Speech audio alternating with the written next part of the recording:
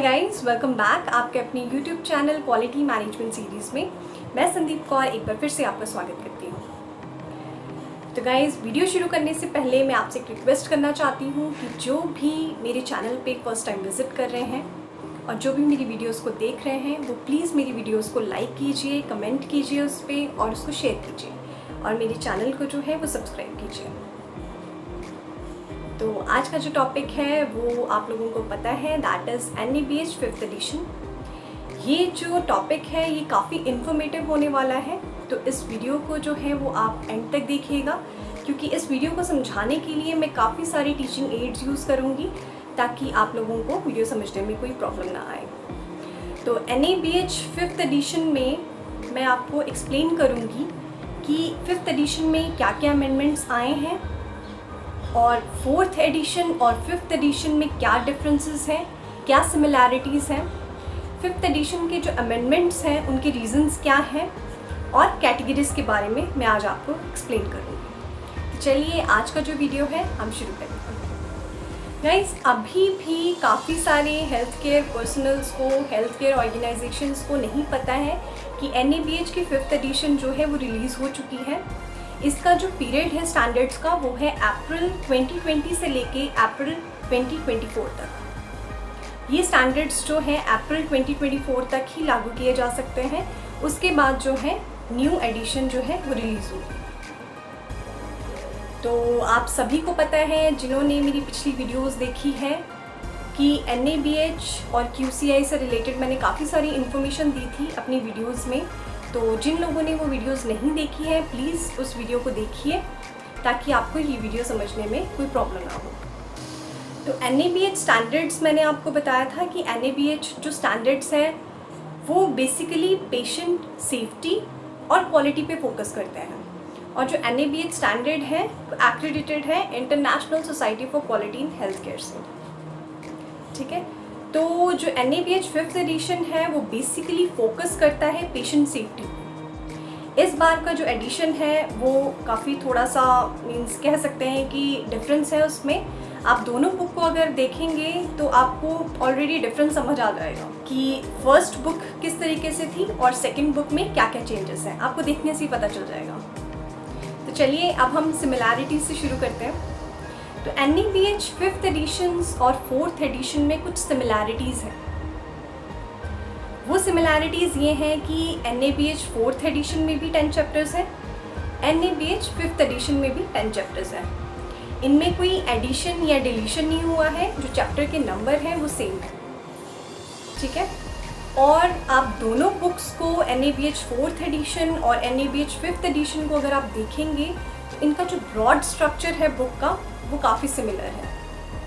जैसे कि स्टार्टिंग में आपने देखा होगा इंट्रोडक्शन है, उसके बाद इंटेंट है चैप्टर का, डिफरेंट चैप्टर्स हैं उसमें, फिर स्ट्रक्चर है स्टैंडर्ड्स का कि स्टैंडर्ड्स कौन कौन से हैं इस चैप्टर में वो अलग से एक पेज में डिफ़ाइन किया हुआ है।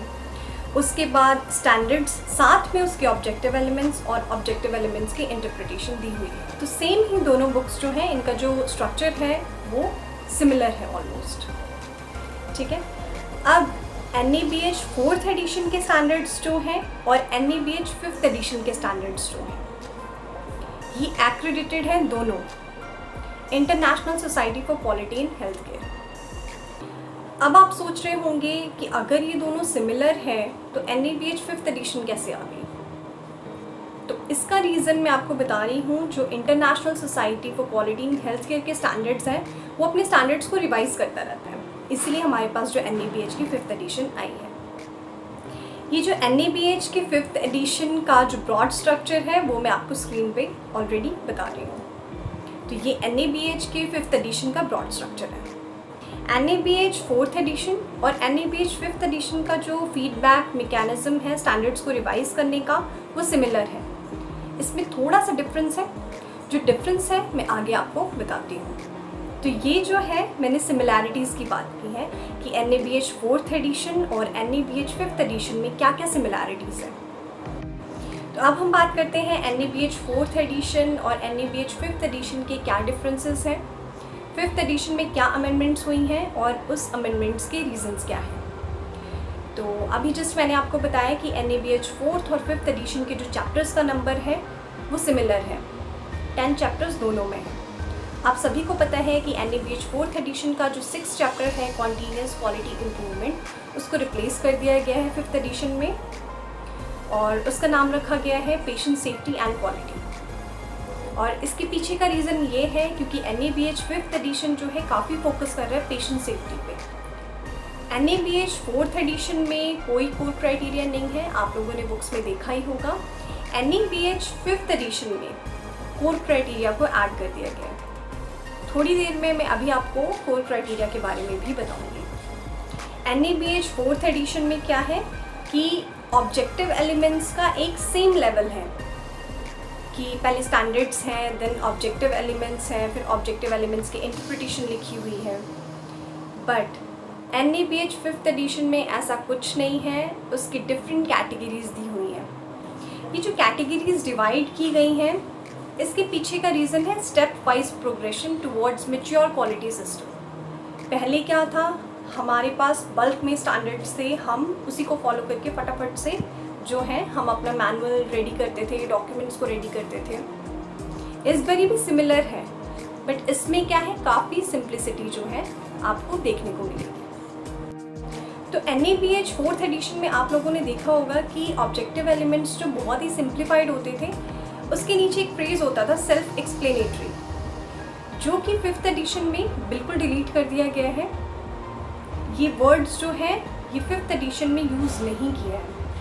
चाहे वो ऑब्जेक्टिव एलिमेंट्स काफ़ी सिंप्लीफाइड हो, उसकी भी इंटरप्रिटेशन जो है 5th एडिशन में दी हुई है। इसके पीछे का रीज़न ये है, सभी का जो इंटेलेक्चुअल पावर है वो डिफरेंट होती है।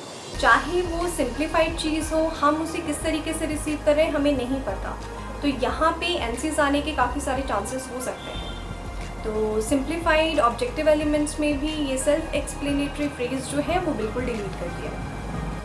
आपने देखा होगा कि NABH 4th एडिशन में क्या है, बिब्लियोग्राफी पूरी बुक में नहीं है, बट NABH 5th एडिशन में क्या है, बिब्लियोग्राफी जो है हर एक चैप्टर के बाद है। बिब्लियोग्राफी क्या होती है, रेफरेंस होते हैं। अगर आपको रेफरेंस के बारे में जानना है तो आप मेरी क्वालिटी डॉक्यूमेंट्स की जो वीडियोस हैं उनको देखिए, आपको रेफरेंस के बारे में काफ़ी नॉलेज हो जाएगी। NABH 4th एडिशन के जो ऑब्जेक्टिव एलिमेंट्स हैं उनमें कोई डायमेंशंस नहीं है, जबकि NABH 5th एडिशन में कम से कम एक ऑब्जेक्टिव एलिमेंट्स में एक डायमेंशन ज़रूर होगी। ये जो डायमेंशंस हैं ये मैं आपको बता देती हूँ। डायमेंशंस में patient centric, reliability, timely, safely, information, effectiveness, ये डायमेंशंस हैं इन ऑब्जेक्टिव एलिमेंट्स के। तो 5th एडिशंस में डायमेंशंस देने का मतलब ये है कि 5th एडिशन में ऑब्जेक्टिव एलिमेंट्स का इंटेंट क्या है और इसे असेस कैसे कर सकते हैं, इसीलिए 5th एडिशन में जो है डायमेंशंस को डाला गया। तो अब मैं बात करूँगी एनेक्जर्स की। आप लोगों ने देखा होगा NABH 4th एडिशन में एनेक्जर्स थे, काफ़ी सारे एनेक्जर्स थे। एनेक्जर्स का मतलब है किसी पर्टिकुलर टॉपिक को डिटेल में एक्सप्लेन किया जाता है। जैसे कि 4th एडिशन में आपने देखा होगा clinical audit, revised OT guidelines थी, ठीक है, उनमें जो 4th एडिशन के एनेक्जर्स हैं। सेंटिनल इवेंट्स पे था, KPIs थे। तो NABH 5th एडिशन में जो एनेक्जर्स हैं उनको नहीं रखा गया है, अभी डॉक्यूमेंटेशन उन पे चल रही है। तब तक के लिए जो एनेक्जर्स है वो NABH की वेबसाइट पे फ्लैश करेंगे, जब तक उनकी डॉक्यूमेंटेशन पूरी नहीं हो जाती। तो चलिए अब हम बात करते हैं NABH के 5th एडिशन के ऑब्जेक्टिव एलिमेंट्स की कैटेगरीज की। तो अभी जस्ट मैंने आपको बताया कि NABH 4th एडिशन के जो ऑब्जेक्टिव एलिमेंट्स हैं उनका एक सेम लेवल है। पहले स्टैंडर्ड्स हैं, फिर ऑब्जेक्टिव एलिमेंट्स हैं, फिर उनकी इंटरप्रिटेशन है। NABH 5th एडिशन में ऑब्जेक्टिव एलिमेंट्स को कैटेगरीज में डिवाइड किया गया है। ये 4 कैटेगरीज हैं, अभी मैं आपको बताऊंगी। तो NABH 5th एडिशन में ऑल टोटल 651 ऑब्जेक्टिव एलिमेंट्स हैं। ये आपकी स्क्रीन पे फ्लैश हो रहा होगा, आपको समझने में आसानी होगी। 651 ऑब्जेक्टिव एलिमेंट्स में से 102 जो है वो कोर कैटेगरी के अंडर आते हैं। 459 ऑब्जेक्टिव एलिमेंट्स जो हैं वो कमिटमेंट कैटेगरी के अंदर आते हैं और ये बहुत मैंडेटरी है। ये ऑब्जेक्टिव एलिमेंट्स काफ़ी मैंडेटरी हैं। जो 60 ऑब्जेक्टिव एलिमेंट्स हैं वो आते हैं अचीवमेंट कैटेगरी के अंदर, और जो बाकी बचे 30 ऑब्जेक्टिव एलिमेंट्स हैं वो आते हैं एक्सीलेंस कैटेगरी के अंडर। अब जो कोर कैटेगरी है, इसका मतलब क्या है? कोर कैटेगरी में जो ऑब्जेक्टिव एलिमेंट्स आ रहे हैं 102, वो असेस होंगे, जितनी भी आपके असेसमेंट हॉस्पिटल्स में होंगी NABH की, उन सभी में ये देखे जाएंगे, इनको असेस किया जाएगा। जो 459 ऑब्जेक्टिव एलिमेंट्स हैं जो कि कमिटमेंट कैटेगरी के अंडर आते हैं, ये असेस किए जाएंगे during first round of final assessment, and that is very important. जो 60 ऑब्जेक्टिव एलिमेंट्स हैं ये असेस किए जाएंगे ड्यूरिंग सर्विलेंस असेसमेंट, और जो लास्ट 30 ऑब्जेक्टिव एलिमेंट्स हैं वो असेस किए जाएंगे ड्यूरिंग री-एक्रेडिटेशन।